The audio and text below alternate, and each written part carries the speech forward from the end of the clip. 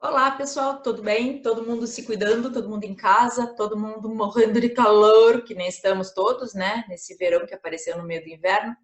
Olha só, hoje a gente vai falar sobre um tema que é absolutamente importante e necessário para vocês durante o curso, durante a profissão, durante a vida de vocês, que é a pesquisa de mercado.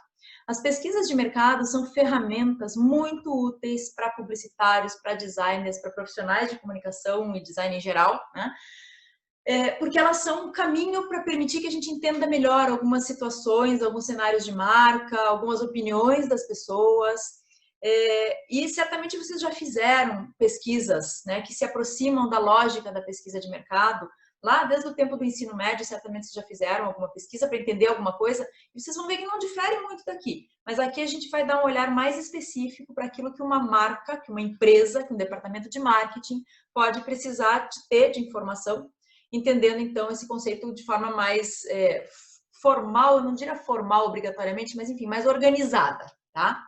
Então, a primeira coisa que eu tenho para contar para vocês é que a gente tem que entender, antes de sair fazendo pergunta por aí, o que a gente precisa. E para saber o que a gente precisa, a gente vai olhar para aquilo que já está disponível, né? Vai olhar, na verdade, para a necessidade e a partir disso vai buscar para ver o que já tem de disponível. Existem dados que a gente pode coletar de fontes secundárias, que são fontes que já nos trazem alguma coisa pronta. Ou a gente pode ir atrás de construir dados novos naquilo que a gente chama de fontes primárias. Vamos dar uma olhadinha no que é cada um deles. As fontes secundárias são dados que já foram coletados, analisados, compilados, pensados, mastigadinhos e que a gente consegue consultar relatórios a respeito desses dados para compreender situações mais amplas. Que fontes são essas? Os sites do governo. Então, assim, eu quero saber como é composta a população do Brasil ou de Curitiba. Não vou sair batendo de porta em porta perguntando quem mora em cada casa. O governo faz o recenseamento e a gente consulta esses dados. Sites de associações. Se eu quero saber qual é a quantidade de café consumido pela população do Brasil, também não vou sair perguntando para as pessoas quanto elas bebem de café, até porque é difícil a pessoa objetivamente responder isso. Para ter essa resposta, a forma de fazer as perguntas deve ter sido bem complexa. Mas, enfim, existe lá uma associação dos produtores e fabricantes e vendedores de café que tem esse número. E aí a gente consegue acompanhar se tem queda, se está subindo, se está estável, como é que funciona isso.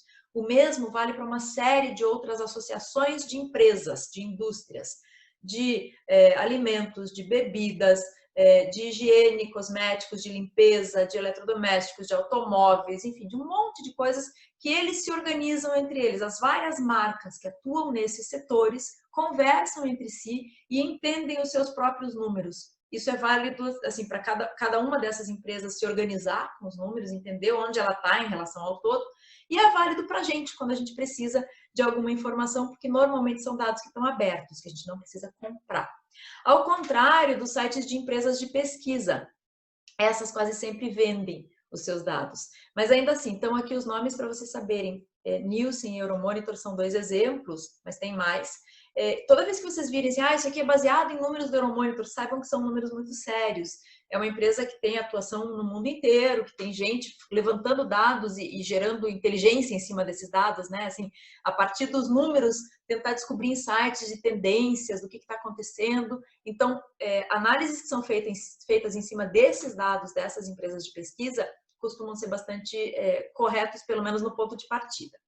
Bom, as fontes primárias, por outro lado, são para aquelas situações em que a gente não consegue encontrar esses dados prontos. Eu não tenho informações específicas sobre o que pensam as pessoas que moram no meu bairro sobre o tipo de negócio que eu estou abrindo. Bom, eu vou ter que ir lá perguntar para elas, né? Ou eu não sei o que pensam sobre a minha marca, vou ter que ir perguntar também.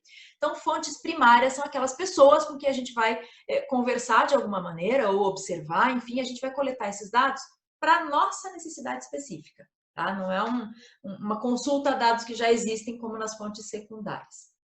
E em qualquer um dos casos há muitos formatos possíveis para coleta e para análise, mas como nesse caso de fontes primárias é a gente que faz a coleta e a análise, aí a gente tem que ficar mais atento e olhar um pouquinho mais de perto quais são esses formatos possíveis. Bom, sobre as fontes secundárias ainda, olha só, uma listinha aqui de exemplos de sites, até para vocês darem uma olhada. Recomendo que vocês entrem rapidinho só para navegar e ver que tipo de informação tem lá. Como eu disse, Nielsen e Euromonitor tem pouca coisa que é aberta, disponível, assim, as pesquisas que a gente realmente precisaria, eles vendem, né? Eles vivem disso, é uma empresa, são empresas. Mas a gente às vezes consegue dar uma olhadinha em notícias baseadas nessas pesquisas, não na pesquisa completa, mas em notícias que podem nos dar dicas também, tá? IBGE tem o site ali e da Prefeitura de Curitiba, a Prefeitura tem um órgão chamado IPUC, que é o Instituto de Pesquisa e Planejamento Urbano de Curitiba.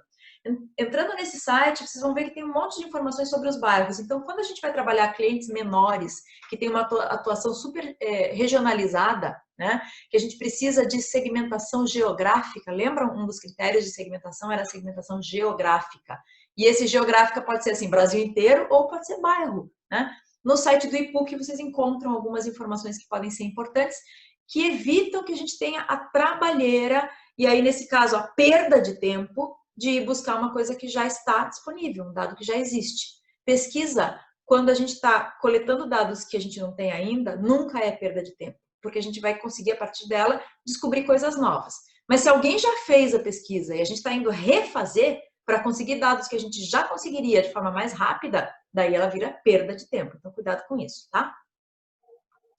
Bom, o fato é que a gente não dá para sair fazendo pesquisa assim, na maluquice, sem planejar. Isso vale para quase tudo, né? Quase todas as ações de comunicação, dentro do marketing, dentro de uma agência, dentro de uma empresa, consultoria, seja lá o que for, a gente não sai fazendo. A gente tem um processo que precisa ser respeitado para que a gente não pule etapas e depois, putz, esqueci de fazer uma pergunta, tem que voltar. Isso é razoavelmente comum entre estudantes, porque ainda estão num processo de aprendizagem normal, tá tudo bem, estão desculpados para fazer esse tipo de erro, mas agora eu estou alertando, então não saiam fazendo antes de pensar bem direitinho o que vocês precisam, ok? Antes de aplicar, portanto, qualquer pesquisa, a gente tem que conhecer as etapas de uma pesquisa que vão muito além de simplesmente fazer pergunta, né? Fazer pesquisa é algo muito trabalhoso, pode ser demorado e dependendo, agora pensando em mercado, em situação não estudantes e sim vida real, vida lá fora, pode custar muito caro. Quando a gente contrata um instituto de pesquisa, a gente está falando de algumas dezenas de milhares de reais, assim, é coisa de, sei lá, às vezes 50, 100 mil reais para fazer uma pesquisa, apenas para o levantamento de dados. Então, pesquisas são coisas complexas, são coisas que têm que ser levadas muito a sério, né? Mas às vezes a gente não tem grana para isso, às vezes a gente não tem tempo para isso, e daí a gente vai fazer uma versão caseira, informal, menorzinha, que também vai trazer alguns dados. Podem não ser tão complexos assim, mas eles vão chegar, né? De qualquer forma, assim, o planejamento exige muita responsabilidade, seja para uma grande pesquisa em que você vai envolver profissionais especializados em pesquisa de um instituto, de uma empresa, ou seja, você indo fazer a pesquisa, tem que parar, tem que pensar, tem que ter certeza para daí fazer as coisas. Bom, e esse processo tem uma sequência que eu sugiro, recomendo que siga esta ordem do que está aqui na tela. Então, a gente começa pela definição do problema. Antes de montar a pergunta, a gente se pergunta, o que eu quero? Qual é a situação? Daí a gente monta um projeto. Daí a gente vai coletar informações. Veja, a terceira coisa é a coleta de informações. Coletou? Agora temos que analisar. Não adianta nada fazer a pesquisa, ter um monte de respostas e não fazer nada com isso. Analisa, daí apresenta esses resultados, seja para quem for, e a partir desses resultados a gente toma decisões. Lembram que eu falei? Pesquisa é processo. Ela serve para chegar em alguma coisa. Ela não termina nela mesma jamais.